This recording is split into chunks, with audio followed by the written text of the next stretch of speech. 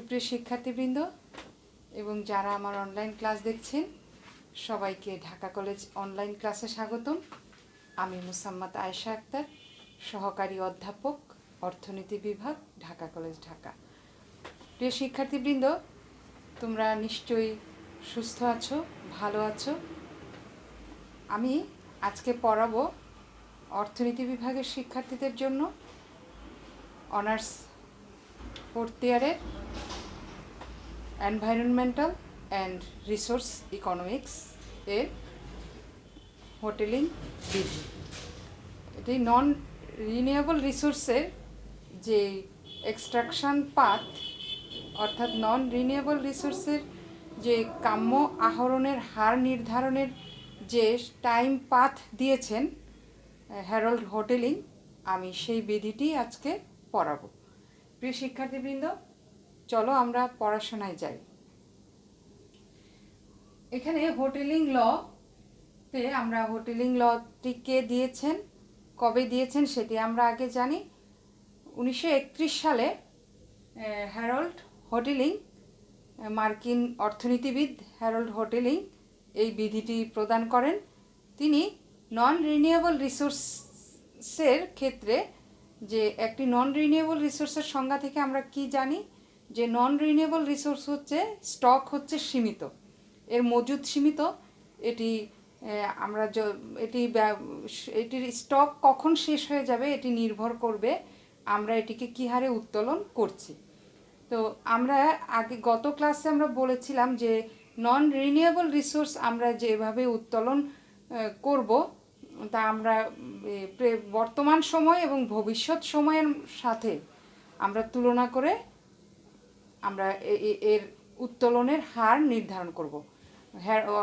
অর্থনীতিবিদ হ্যারল্ড হোটেলিং সেটিরই এই নন রিনিউয়েবল রিসোর্সের উত্তোলনের হার কিভাবে নির্ধারণ হবে একটা নির্দিষ্ট সময় পর্যন্ত সেই হারটি কি হবে তারই একটি টাইম পাথ তিনি দিয়েছেন। সেটি হচ্ছে তার আজকে আমরা এই বিধিতে পড়ব। প্রিয় শিক্ষার্থীবৃন্দ, গত ক্লাসে আমরা গতিশীল কাম্য আহরণের হার আমরা দেখেছিলাম নন রিনিউয়েবল রিসোর্সের। সেখান থেকে আমরা পেয়েছিলাম যে P1 মাইনাস এমসি ইকুয়াল হচ্ছে P0 minus MC into 1 plus R. এখানে আরটা হচ্ছে ডিসকাউন্ট রেট। প্রিয় শিক্ষার্থীবৃন্দ, এই P মাইনাস এমসি এটি তোমাদের নিশ্চয়ই মনে আছে যে ভবিষ্যৎ সময়ের হচ্ছে আমাদের নিট দাম বা প্রতি একক সম্পদের উপর মুনাফা হচ্ছে, ভবিষ্যতের মুনাফা হচ্ছে P1 মাইনাস এমসি। এখানে এমসি হচ্ছে কি মার্জিনাল এক্সট্রাকশন কস্ট, আর P1 হচ্ছে ভবিষ্যৎ সময়ের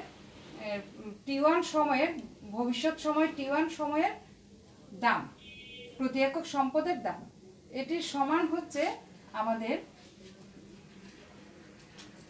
কি P0 minus MC into 1 plus R. আরটি হচ্ছে এখানে ডিসকাউন্ট রেট।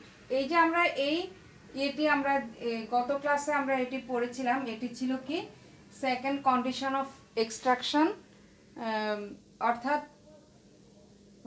নন রিনিউয়েবল রিসোর্স আহরণের দ্বিতীয় শর্ত, উত্তোলনের দ্বিতীয় শর্ত ছিল এটি, যেটিকে মৌলিক নন রিনিউয়েবল রিসোর্স আহরণের মৌলিক দক্ষতার সমীকরণ হিসাবে দেখানো হয়েছে। আর আজকের যে যেটিকে হোটেলিং বিধির সাথে বিধি হিসাবে আখ্যায়িত করা হয়েছিল। তো আজকে আমরা মূল বিধিটি দেখব হোটেলিংয়ের। তো হোটেলিং বিধির মূল বক্তব্য হচ্ছে যে এই যে এনএনআর অর্থাৎ নন রিনিউয়েবল রিসোর্সের নিট দাম হচ্ছে বর্তমান সময়ের নিট দাম কত, P0 মাইনাস এমসি ইকুয়াল বাট্টার হার, অর্থাৎ P1 minus MC by 1 plus আর।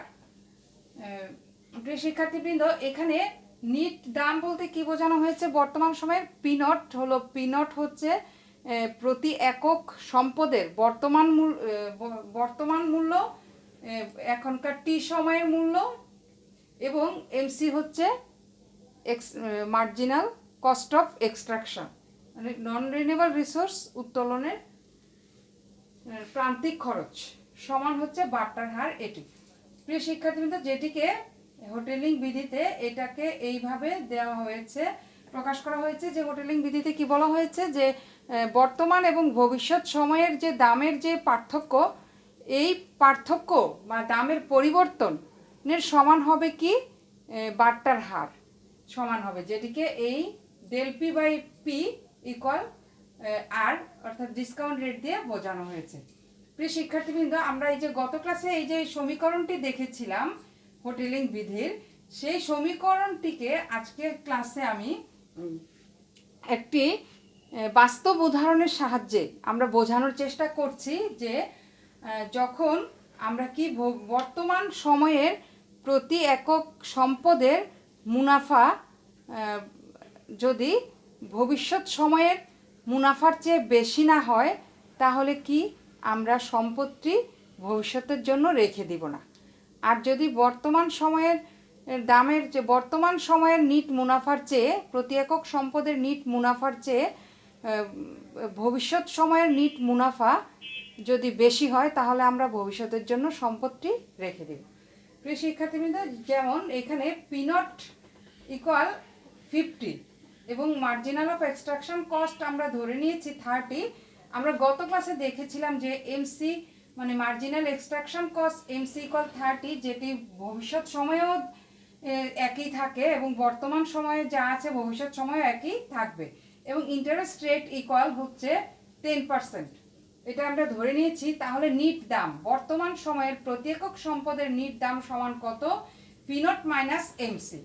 এই P0 মাইনাস এমসি সমান তাহলে কত? এই যে 50 মাইনাস 30 ইকুয়াল হচ্ছে কত? 20 টাকা। এখন তাহলে আমরা কি দেখতে পাই যে বর্তমান সময়ে প্রতি একক সম্পদের মুনাফা সমান হচ্ছে 20 টাকা। এখানে যেহেতু সুদের হার হচ্ছে 10% ধরা হয়েছে, তাহলে ভবিষ্যৎ সময়ে যদি T1 সময়কে ধরা হয়, এক বছর পরে যদি করা হয়, এই 20 টাকার মুনাফার সাথে কি যোগ হবে? 20 টাকার উপর আবার 10% সুদ যোগ হলে 10% সুদ সমান কত? 2 টাকা। তাহলে 20 টাকার সাথে কি হবে? এক বছর পর 20 টাকা পরিণত হবে কি কত টাকায়? 20 টাকা যোগ এই যে সুদের 2 টাকা সমান হলো 22 টাকা। তাহলে ভবিষ্যতে নিট দাম যদি 22 টাকা আর চেয়ে বেশি হয়, তাহলে কি হবে? সম্পত্তি ভবিষ্যতে উত্তোলন করা লাভজনক হবে। কারণ কি? এখানে আমরা দেখতে পাচ্ছি যে বর্তমানে নিট সম্পদের প্রতি একক সম্পদের মুনাফা হলো 20 টাকা। এই 20 টাকার সাথে সুদের হার যোগ করলে কি হবে? 2 টাকা যোগ করলে 22 টাকা হবে। অতএব ভবিষ্যতে যদি এই সম্পত্তির নন রিনিউয়েবল রিসোর্সের কথা আমরা চিন্তা করেছি, উদাহরণে দেখিয়েছি, সেই নন রিনিউয়েবল রিসোর্সটি দাম যদি ভবিষ্যতে এক বছর পর 21 টাকা হয়, তাহলে সেটি উত্তোলন করা ভবিষ্যতে লাভজনক হবে না, সেটি বর্তমানে উত্তোলন করা বেশি লাভজনক হবে। আর যদি 22 টাকা হয়, তাহলে বর্তমানে উত্তোলন করাই যুক্তিযুক্ত হবে, ভবিষ্যতের জন্য রেখে দেওয়া যুক্তিযুক্ত হবে না। তবে 22 টাকার উপরে যদি হয়, 23 টাকা হয়, তাহলেও ভবিষ্যতে উত্তোলন করা সম্পত্তি নন রিনিউয়েবল রিসোর্সটি উত্তোলন করা লাভজনক হবে। অর্থাৎ আমরা এই যে এখানে দেখিয়েছি ভবিষ্যতে নিট দাম 22 টাকার বেশি হলে, অর্থাৎ 23 টাকা অথবা 23 টাকার উপরে হলে সম্পদ নন রিনিউয়েবল রিসোর্সটি কী করবো? আমরা ভবিষ্যতে উত্তোলন করা লাভজনক হবে। এভাবে আমরা একটা উদাহরণের মাধ্যমে দেখলাম যে নিট দাম এবং বাট্টার হারের মধ্যে যে একটি সম্পর্ক রয়েছে, এবং বর্তমান সময়ের দাম এবং ভবিষ্যৎ সময়ের দামের মধ্যে কিভাবে তুলনা করে আমরা একটি সম্পদ ভবিষ্যতের জন্য রেখে দেব বা বর্তমানে উত্তোলন করব। এখন শিক্ষার্থীবৃন্দ, চলো আমরা যে হোটেলিং বিধির যে মূল বক্তব্য এবং আছে সেই সমীকরণ যে আমরা দেখেছি, সেই সমীকরণটি থেকে একটি নিরবিচ্ছিন্ন সময়ের জন্য হ্যারল্ড হোটেলিং কি একটি যে টাইম পাথ দেখিয়েছেন, সেই টাইম পাথটি আমরা কিভাবে পাই। এই del P by P equal দেখিয়েছেন কি আর মানে ডিসকাউন্ট রেট, অর্থাৎ হোটেলিংয়ের মূল বক্তব্য হচ্ছে কি, এই যে নিট দামের পার্থক্য মানে নিট দাম যে পার্থক্য, এই মূল দামের সাথে রেশিও সমান কি হবে? বাট্টার হার। তাহলে আমরা এইখানে এই যে মূল সমীকরণটি আমাদের আছে কি P0 মাইনাস এমসি ইকুয়াল হচ্ছে এই যে এখানে যে আমাদের যে মূল সমীকরণ আছে P1 মাইনাস এমসি ইকুয়াল হচ্ছে P0 মাইনাস এমসি ইন্টু হচ্ছে 1 প্লাস আর। এই সমীকরণটি থেকে আমরা যদি এই যে P0 মাইনাস এমসিকে বামে রাখি এবং ডানে যদি নিয়ে যাই P1 বাই এমসি, তাহলে কি হয় P1 by MC by 1 plus R. এটি আমরা পাই, এটি আমরা গত ক্লাসেও ডিরাইভ করে দেখিয়েছিলাম। তো এই সমীকরণ থেকে এখানে যেহেতু এমসির মান স্থির, অর্থাৎ বর্তমানে এমসির মান যা হবে, মার্জিনাল কস্ট অফ এক্সট্রাকশন যা হবে, অর্থাৎ নন রিনিউয়েবল রিসোর্স প্রতি একক উত্তোলনের খরচ হচ্ছে, অতিরিক্ত উত্তোলনের খরচ হচ্ছে কি এমসি। এই এমসির পরিমাণ বর্তমানে যা ভবিষ্যতেও একই থাকবে। এমসি হলো স্থির, এটি আমরা ধরে নিয়েছিলাম অনুমিতিতে।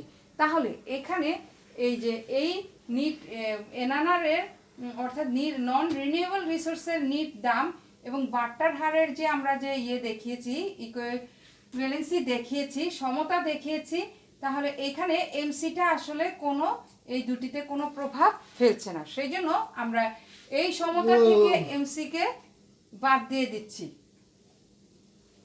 এমসিকে বাদ দিয়ে দিলাম, তাহলে আমরা কি পেলাম? P0 equal P1 by 1 plus আর।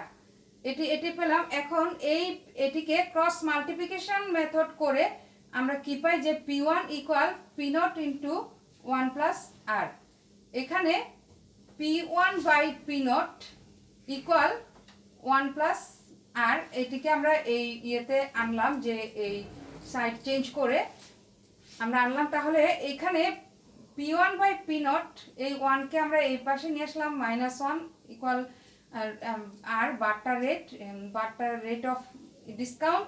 তাহলে এটিকে আমরা এখানে কি করতে পারি, এই যে এটাকে সমাধান করলে আমরা কি পাই? P1 মাইনাস P0 বাই হলো P0 ইকুয়াল হলো রেট অফ ডিসকাউন্ট। এটিকে আমরা কি লিখতে পারি? Del P. P1 minus P0 এটার টাইমের এই মানে প্রাইসের এই পরিবর্তনকে আমরা কি লিখতে পারি? Del P by P0 equal কি রেট অফ ডিসকাউন্ট। এই যে এখানে এখানে এই সমীকরণটি আসলে এখানে আছে। এখন যদি এই সমীকরণটিকে আমরা এখানে পেলাম ডিরাইভ করে, এখন আমরা যদি একটি নিরবিচ্ছিন্ন সময়কে ধরি, তাহলে হোটেলিং দেখিয়েছেন যে আমরা একটি টাইম পাথ পাই। কিসের টাইম পাথ? এই নন রিনিউয়েবল রিসোর্সের প্রাইসের টাইম পাথ সমান কি হবে? PT equal P0 e to the power RT. এটি হচ্ছে নন রিনিউয়েবল রিসোর্সের টাইম পাথ। এই টাইম পাথের পরে আমরা যাব যে এখানে আসলে আমরা যে এখানে এই টাইম পাথটি যে পেলাম, এখানে আমরা কি করেছি? এমসিকে স্থির ধরেছি, কিন্তু এমসি স্থির হলেও এমসি কিন্তু শূন্য নয়। তাহলে এমসি যদি শূন্য না হয়, তাহলে এমসির মানকে ধরে এমসির মান বসিয়ে আমরা আরেকটি টাইম পাথ, প্রকৃত টাইম পাথ আমরা বের করতে পারবো, নিট টাইম পাথ যাকে বলা হবে। প্রিয় শিক্ষার্থীবৃন্দ, এরপরে আমরা নিট টাইম পাথটি দেখব হোটেলিং বিধিতে। সুপ্রিয় শিক্ষার্থীবৃন্দ, এখন আমরা যে প্রকৃত টাইম পাথটি আমরা দেখব হোটেলিং বিধির, সেটি হচ্ছে কি, আমরা এই যে একটু আগে আমরা দেখেছিলাম যে এটি হচ্ছে আমাদের যে হোটেলিং বিধির যে আমাদের কাম্য শর্ত আছে, সেটি P0 মাইনাস এমসি, অর্থাৎ বর্তমান সময়ের নির্দাম সমান হচ্ছে ভবিষ্যৎ সময়ের নির্দাম এবং বার্টার হারের অনুপাত। এইখান থেকে আমরা পাচ্ছি হলো কি, এই যে আমরা জানতাম যে এমসিকে এর আগের সমীকরণটিকে আমরা একটু আগে যে টাইম পাথটি পেয়েছিলাম, সেই টাইম পাথটিতে আমাদের ছিল হচ্ছে এমসিকে বিবেচনায় আনাই হয়নি, যেহেতু এমসি স্থির ছিল। কিন্তু এমসি স্থির হলেও এমসি কিন্তু শূন্য নয়। তাহলে এমসিকে এখন আমরা শূন্য না ধরে এবং P0 মাইনাস এমসি অর্থাৎ বর্তমান সময়ের নিট দামকে R0 ধরে এবং ভবিষ্যৎ সময়ের নিট দামকে প্রতি একক সম্পদের নিট দামকে R1 ধরে, এই তিনটি শর্ত ধরে আমরা এই সমীকরণটি থেকে পাই এটির সমান আমরা কি ধরেছি? P0 মাইনাস এমসি সমান ধরেছি হচ্ছে R0। আর নট সমান হচ্ছে কি এই P not P1 minus MC সমান আমরা কি ধরেছি, ভবিষ্যৎ সময়ের যে নিট দাম আছে সেটিকে সমান ধরেছি R1। তাহলে আর নট ইকুয়াল হচ্ছে R1 plus 1 plus small r, rate of discount. তাহলে এটিকে আমরা ক্রস মাল্টিপ্লিকেশন মেথডের মাধ্যমে আমরা পাই হচ্ছে এই R1 বাই R0 ইকুয়াল হচ্ছে 1 প্লাস স্মল আর। আর এখানে R1 এই মাইনাস এই 1কে আমরা এই পাশে বাম পাশে নিয়ে আসলে আমরা পাই হচ্ছে R1 by r not minus 1 equal হচ্ছে রেট অফ ডিসকাউন্ট। তাহলে আমরা এখান থেকে কি পাই, এটাকে আমরা যদি সমাধান করি তাহলে পাই হচ্ছে আর নট, এখানে এই যে R1 minus are not divided হয়ে হচ্ছে আর নট ইকুয়াল হচ্ছে স্মল আর আর অর্থাৎ রেট অফ ডিসকাউন্ট। এটিকে আমরা কিভাবে লিখতে পারি, del R by R equal small R. অর্থাৎ এখানে কি বোঝানো হয়েছে যে দামের যে পরিবর্তন সেটি কিসের সমান হতে হবে, রেট অফ ডিসকাউন্টের সমান হতে হবে। তাহলে এটিকে আমরা যদি একটি নিরবিচ্ছিন্ন সময়কে ধরে এই অনবায়নযোগ্য সম্পদের টাইম পাথকে দেখানো হয়েছে, টাইম পাথকে এই হোটেলিং বিধিতে প্রকাশ করা হয়েছে কিভাবে, RT equal r not e to the power RT. এটি হলো আমাদের টাইম পাথ এই নিরবিচ্ছিন্ন সময়ের। অর্থাৎ এখানে দেখানো হয়েছে কি যে টি সময়ে আমাদের রেট অফ ডিসকাউন্টের সমান হতে হবে আমাদের টাইম পাথ। এখানে আমরা এটিকেই এই হোটেলিং বিধিকেই আমরা একটি চিত্রের মাধ্যমে আমরা এই নন রিনিউয়েবল রিসোর্সের কাম্য আহরণ ও দামপাতের একটি চিত্রের মাধ্যমে আমরা এই কাম্য সময়টিকে দেখব, টাইম পাথটিকে দেখব। এখানে প্রিয় শিক্ষার্থীবৃন্দ, এখানে এই চিত্রটি 4টি কোয়াড্রেন্টের মাধ্যমে দেখানো হয়েছে। এই যে first quadrant, second quadrant, third quadrant and fourth quadrant. এই প্রথম চতুর্থাংশে বা ফার্স্ট কোয়াড্রেন্টে আমরা দেখতে পাই যে টোটাল স্টক দেখানো হয়েছে এবং একটি এই যে নীল কালি দিয়ে আমি একটি এক্সট্রাকশন পাথ রেখা দেখিয়েছি। এই এক্সট্রাকশন এই টোটাল স্টক হচ্ছে কার, একটি নন রিনিউয়েবল রিসোর্সের টোটাল স্টক আমরা টি সময়ে শেষ হয়ে যাবে, এই টি সময়ে শেষ হয়ে যাবে এবং এর কি হারে উত্তোলন করলে এই এক্সট্রাকশন পাথটি ধরে যদি আমরা উত্তোলন করি, এই রেখাটি আমরা এক্সট্রাকশন পাথ রেখাটি আমরা ফার্স্ট কোয়াড্রেন্টে কিভাবে পেলাম, এই যে বাকি 3টি কোয়াড্রেন্টের সমন্বয়। এখন এই সেকেন্ড কোয়াড্রেন্টে দেখানো হয়েছে যে ডিমান্ড কার্ভ। কিসের ডিমান্ড কার্ভ, আমরা এই যে নন রিনিউয়েবল যে রিসোর্সটি আমরা দেখিয়েছি সেই নন রিনিউয়েবল রিসোর্সের টি সময়ের ডিমান্ড কার্ভকে দেখানো হয়েছে। সেটি কি দেখায় যে টি সময়ের বাজার দামকে নির্দেশ করে এবং এটির ছেদবিন্দু, ভূমিঅক্ষের ছেদবিন্দু হচ্ছে এ বিন্দু, যেটি অন্তিম সময়কে নির্দেশ করছে। অর্থাৎ এই সম্পদটি এই শেষ হয়ে যাবে কোন সময়ে, এর বিন্দুতে, এর সময়ে দিয়ে এই বিন্দুটি নির্দেশ করা হয়েছে। এবং এই ডিমান্ড কার্ভের যে ডিমান্ড কার্ভ থেকে আমরা যে টি সময়ের বাজার দাম পাবো, সেই টি সময়ের বাজার দামের টাইম পাথকে দেখানো হয়েছে কি এই পিনট, এই ছেদবিন্দু থেকে এই পিটি রেখার মাধ্যমে, যেটি হোটেলিং ল দিয়ে নিয়ন্ত্রিত এই টাইম পাথটি, যেখানে পিটি ইকুয়াল টাইম পাথটি কি, PT equal P not e to the power RT. প্রিয় শিক্ষার্থীবৃন্দ, এখানে এই ফোর্থ কোয়াড্রেন্টে আমরা দেখতে পাচ্ছি যে 45 ডিগ্রি একটি লাইন আঁকা হয়েছে।